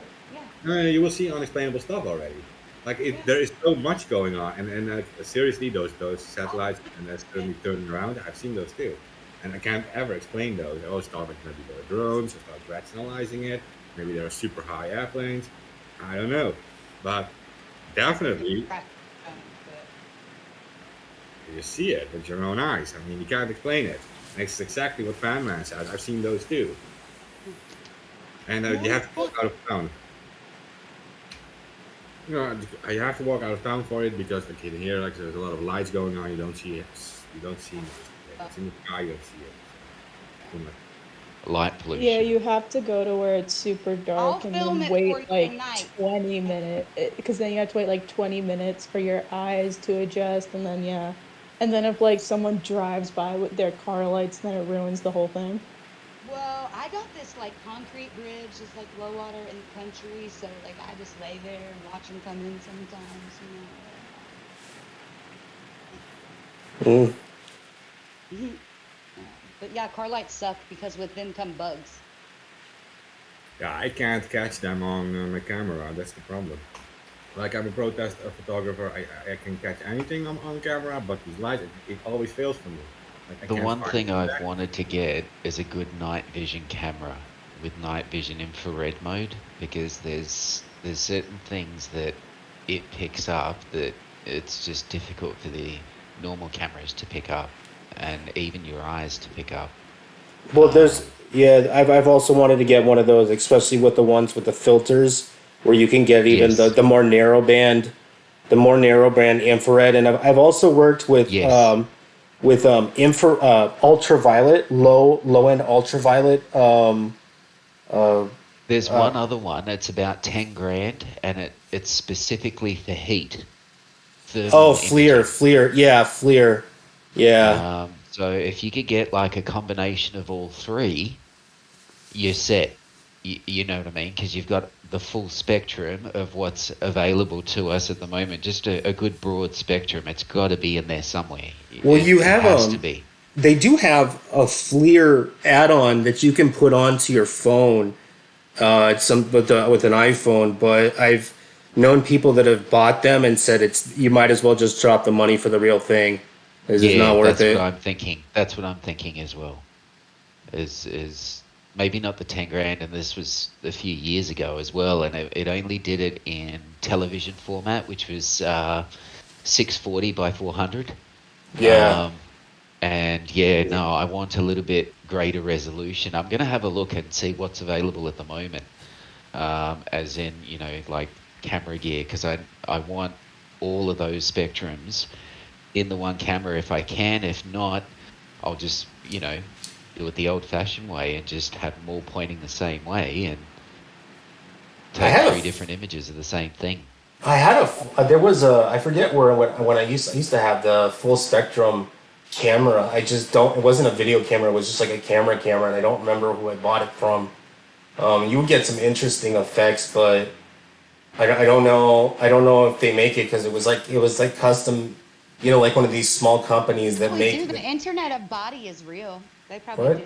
They probably got all kinds of stuff. We'll find it. We'll Yeah. find it. If it's out there, we'll find it. Yeah. No, it was who was selling it? Like some company from Cincinnati. They call it the Ghost Shop, and they sell like really weird cameras in like high full spectrum infrared and like ultraviolet. But a lot of times when you go to their website, because these are small companies building these things, they're never. A lot of them aren't in stock. Yeah, they probably can't get the chips and stuff. Well, I mean, there's not too many people that are playing around with high-end ultraviolet. Specialized equip. Yeah. Yeah. This is specialized equipment. So this Yeah. is not your normal camera. I mean, people aren't Yeah. filming their wedding photos in thermal imaging. You know what I'm saying? Like, Yeah. in fact, it would be interesting if they did, especially throughout the night as the party kicks on and stuff like that. See where people are. Stop Oh, it, look, it's it's heating up. I'm sorry, I'll behave. Yeah. You should, because I You literally gotta got love a table. science. I got a table just- that I caught on fire one night doing that. Just saying. I just really like science. That's all. I'm a science buff. Yeah. Yeah, same here. Speaking of which, with the specialized gear, at Skinwalker Ranch, when they were filming, there has been a lot of stuff that they couldn't catch with the naked eye, but lo and behold, when they were putting on infrared cameras on the anomaly, they would pick up stuff that normally could. Like there was like like I'm saying, that they think that there might be a wormhole or some sort of gravitational anomaly there, where they have seen like pale yellow lights coming out of like the mountain or in the middle of the air, and that's all they could see. But when they went into the infrared mode, there was actually like some sort of creature walking through this tunnel or this pale light. Yeah, I've seen some footage like that. Of some things ducking back further into the tunnels, where they've actually looked at the footage and gone, "Holy shit!" I never noticed that. Yeah, well, lucky for them that they, you know what I'm saying, have the ability, I guess, to feel those sorts of things. But I guess. Speaking of topics, what else were we supposed to talk about? Oh yeah, so I was listening to some old archive Art Bell show, and there was the Trumbull County UFO police event, and there was several documentaries that were written or were on TV about, and you really don't get the police audio. And I was fortunate to dig it up and listen to this event where you hear it all over the police. Trumbull County, I believe, is in Ohio. It's about 30 miles somewhere from Cincinnati, and it starts out with all you hear. You don't hear the you hear the phone calls going into the police department. Essentially, what you're listening to is archived or edited 60 minutes of police audio. And I don't know, if if people don't believe, then I don't know what's going to make them believe. And what happened was there was a glowing object that was huge floating over a densely populated area about 50 feet off the ground, and was eventually started moving from one side of the county to the other. And this went on for about 6 hours. Eight police officers saw it. The dispatcher went outside to go see it, and it was explained away as some sort. It was explained away as twinkling stars. Sorry, I was a little off the beaten path there. I don't know. I don't know what it's going to take to make people believe that this is real phenomenon. I really don't. I don't know, but I really hope that audio is in the chat because I want to play it if you're not going to play it on air. Give it because your time. channel All set in up. time. Yeah. Well, that's all we have, right? That Until the video sun- that I like- linked you of the object smashing the meteorite to pieces, Yeah. that gives me hope. That gives me hope. There's a Well- couple of others. The Arecibo signal was imprinted, an imprint of it next to a radio telescope in Britain in a cornfield. Yeah, I saw that one too. And that showed basically the same data that we sent out as a digital format, but they sent it back, filled in their data, and dropped it off as a crop circle image next to the radio telescope, which indicated a lot of information about their race, their population, their DNA makeup, how many planets they inhabit within their solar system. It was interesting.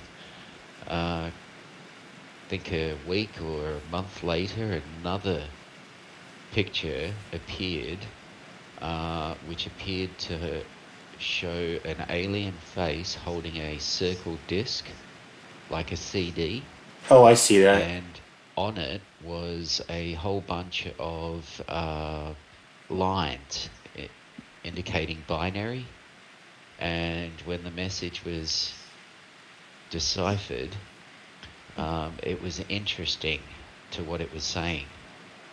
And it goes along the same lines of, as you were saying earlier, when the children were questioned with the landing sites of, you know, like there's certain forces that are taking control of us that don't have our best intentions in mind, and that, you know, that there is help there is guidance there. It's just, yeah, we have to choose. It's like a cusp, a turning point. But you really need to have a look at the message. If somebody, I can't remember it, but it should be able to Google it. Yeah, somebody's saying it's a hoax. That's what they always say. Of course, that's what they always say. Now that one with the CD may be a hoax, but that other one, that was an interesting thing to show up next to a radio telescope, the digital signal. Mm-hmm.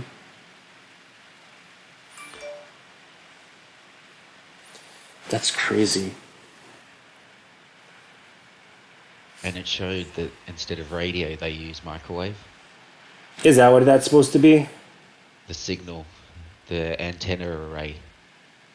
You'll notice the antenna arrays are different. Yeah. So That I have, antenna array we now use for our digital signals and shit. check in the general chat, Fanny, man. Is that the correct one? The last one I posted. Yeah. I don't know, but whatever's fucking with my phone and the overlay in Discord, I really wish it would stop. That's it. Now, I'm going to give you a quick link of what I have. Now, this took a little bit of digging and cutting and pasting, but I, in the end, was left with, where are you? There it is.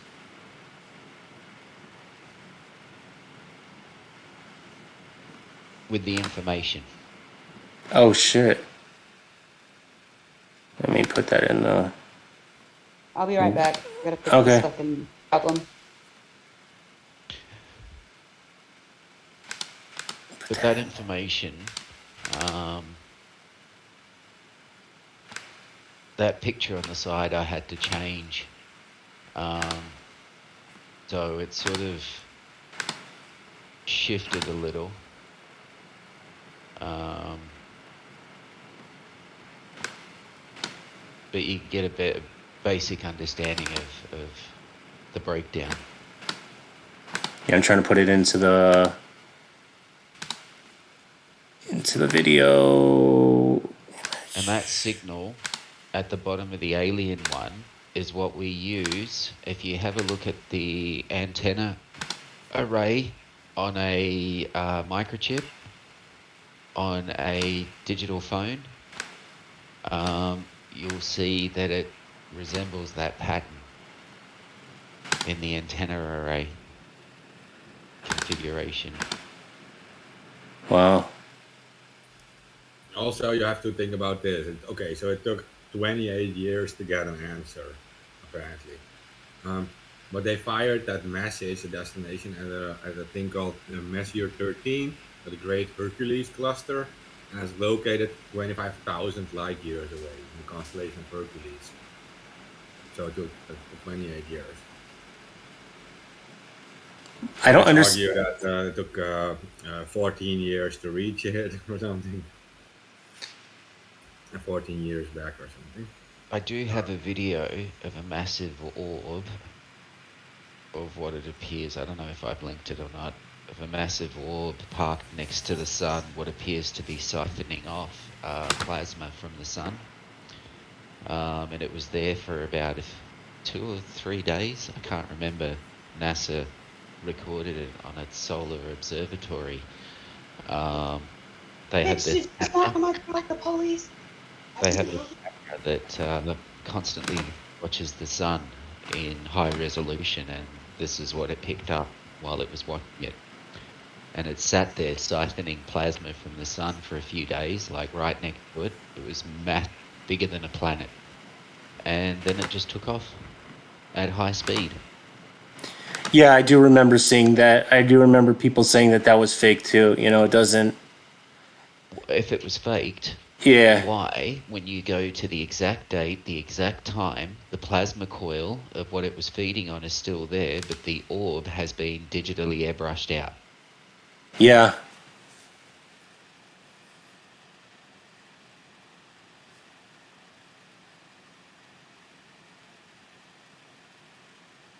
Now, coils don't hang out off the sun in the middle of free space without turning into a coronal mass ejection.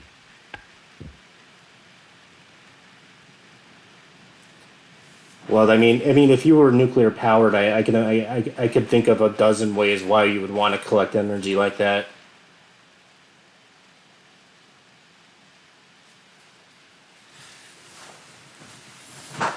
God, I remember seeing those photos. What was that going around? Like 2017, 2018, somewhere around there?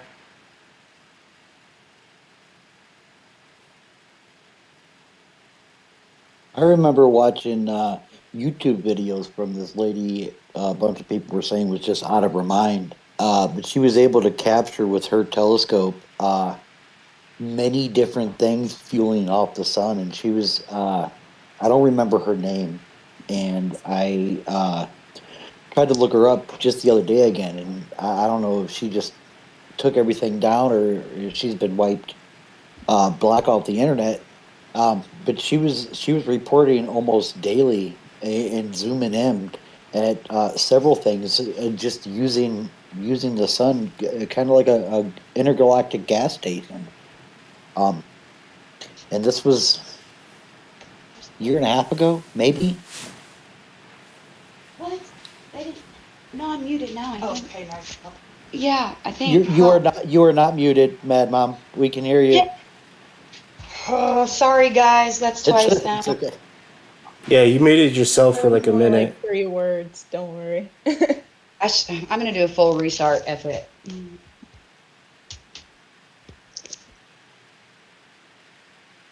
But yeah, Why did they say that the Arecibo message is a hoax? Because it looks too perfect? Silicon-based life? Oh my god. Like I said, if aliens landed in the White House right now tomorrow, everybody would say that was fake too.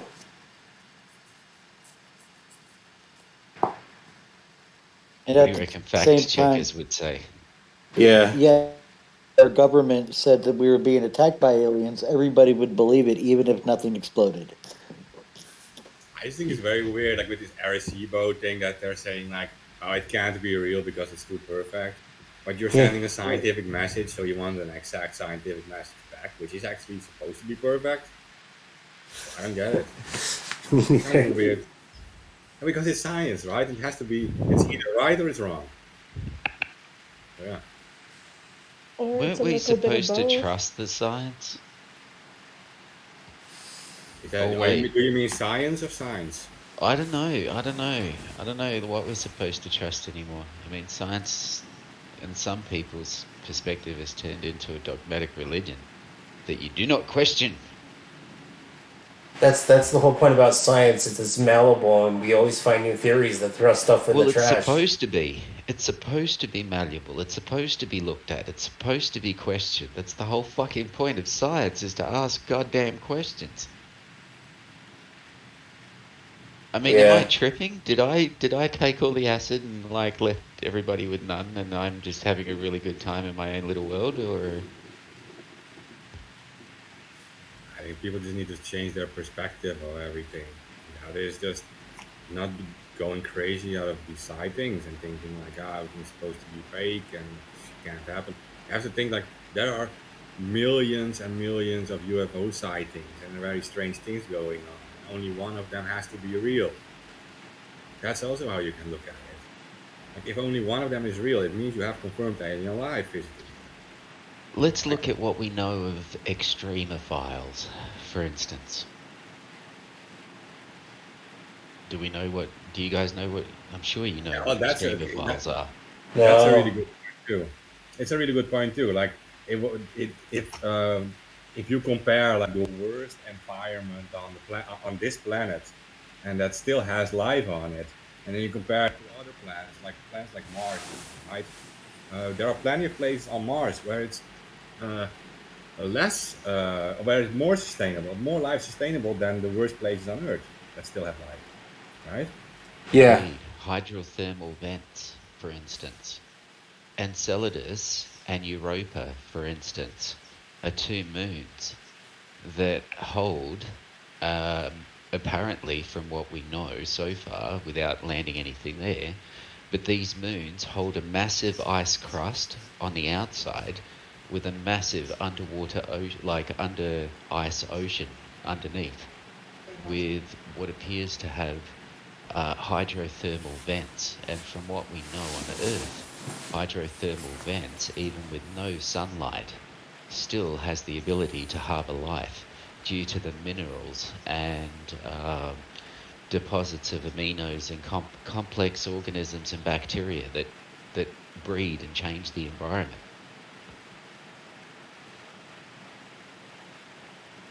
Oh, guys, we only have a few minutes left. Anything else you guys want to say?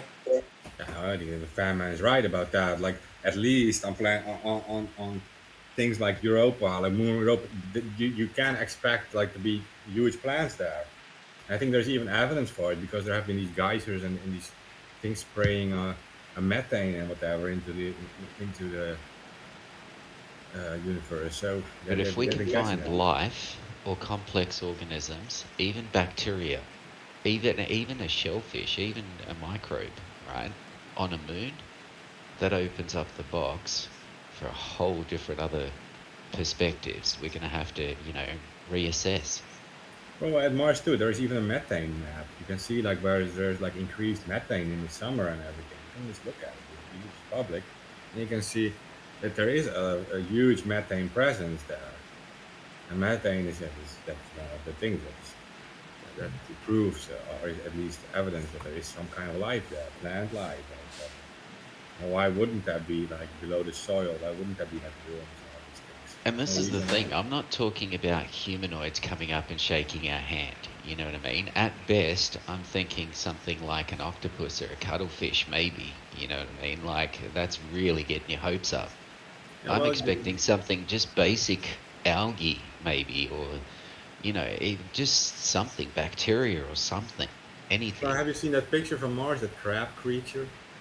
I mean, it went mainstream, No. and they still haven't explained what it is. I'll show you. It went mainstream. It was like on every major media outlet.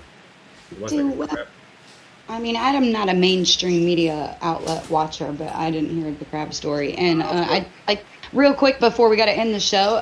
I don't know who was running the wrench gods there, but I had to restart and came back in, didn't touch anything, and was right back in voice. Cray Okay, cray. well, to for the listeners, you can just search for Mars crab. I posted it in general. Just search in Google Images Mars crab. No one actually identified this thing yet. They don't know what it is. It's not a stone. So yeah, it was in every media. They didn't even censor it. They just don't know what it is. It definitely looks like a crab-like creature with legs on it. It also has the right size comparison. That is not like it's like maybe a 1.5 meter, like a few feet. Yeah, you guys can see it in general. I mean, what do you guys think? I think it looks like something out of Starship Troopers. Yeah, Super Troopers. Or Starship Troopers, sorry. Yeah, an insect-like creature. But I would personally think it looks like a crab. But if you search on Google for like Mars crab, you will find it. It's all mainstream stuff. It's not like a fake image. Okay, but where'd the image get captured at? Is my first question. Like it's on Google Earth, you said? Well, it's on Mars. Yeah, these are just Mars images. No, These are Mars. legitimate Mars images. And it is that's where it's taken from. And people start looking at those things. I mean, also like just random kids looking at Mars pictures and they find this kind of stuff. It's really odd pictures, but we don't know what it is. Here's NASA. Nothing to see there. It's a natural formation. Yeah. Yeah. Antarctica, you can't say that on the air. Of course we didn't take the paperclip scientists there. Oh. No, but this is a type of creature that would be able to live in like very toxic environments. So, Oh, like a crustacean, yeah. yeah, I mean it's like a crab kind of creature that it can survive more than a human can. And it can walk through a desert. It's like if you think like this is a deserty area and you look at creatures like scorpions and whatever, you see similarities in the legs and whatever. This type of creature could probably be found in the desert area. Yeah, nothing out of the ordinary. It's crazy to see it at Mars though, but that's the extremophiles thing that Fan also said. Why wouldn't it be? I mean, there's plenty of worse places on Earth that are still alive. Yeah. And if there's one thing crawling around, that there has to be more. Yeah. But it is a very the atmosphere is kind of sucks there, so there's a lot of radioactive thing going on. So it probably will be below soil, below ground, or in caves, kind of things like you see here. I would offer you some protection against radioactivity. Maybe used to say like. If it's an evolution process and you have that these slowly developed over billions and billions of years, then at certain cave areas that there would be still small populations left. Mars is said to have a subterranean lava network that has left cave system throughout the Martian surface. Mount Olympus, which is the largest mountain in the solar system. So and we know they already have. In fact, if you were on the mountain, it would appear flat to you because the mountain covers several states of the US, and it is massive. It's the largest mountain in our solar system on any planet recorded. Yeah. So they already confirmed that there is water below soil, right? And if you go like to the North Pole of Mars or the South Pole, you see icy areas, and that means that at some point they has to go from ice to no ice, and there must be like water in the soil there. It would make sense that if there is like cavey areas in that region, that could be alive The there. poles are said to hold ice, Yeah, as the well and you can as see it. just below the surface. Apparently, due to the dust storms, the dust has covered the ice. So Yeah, well, you've if you got look at the this poles, thin layer of sand and ice just below the sand, sort of thing. yeah, but look, if you look at the poles, there's frozen water, right? It just doesn't go from frozen water into like clear desert instantly. There has to be like a molten water. There has to be like molten ice there too. There has to be water in the soil. Like it doesn't go from like ice to desert instantly. Because that makes no sense. It has to be a middle thing too, where there is water. Yeah. Yeah. So yeah, I thought those spots there should be some kind of trees or whatever. There's also like a super high CO2 CO2 level in the atmosphere, making it super easy for trees to grow. I think so. Anything else you guys want to say before I fade out or end the show? Stay fucking dangerous and free Assange. I don't know. He would have said more about this. Yeah, I might have to move the stream to another time. That's where I'm going to be probably working another job next week. I'm going to try to get this guy. It was a suggestion for what's his name? ET How much does UFO disclosure. I don't know. It's a big account. It's got 33,000 followers. I will try to get this guy. No promises. We'll see what we can do, and I'll probably have a guest for next week. Yeah, and there are some interesting things posted in the chat, like the ancient nanostructures thing is very interesting. We haven't really discussed it much, and Yeah. so maybe people can look into it and maybe like feed us stuff for the next episode. Yeah. Yeah, sounds All right. interesting. All right, and I'll end with that.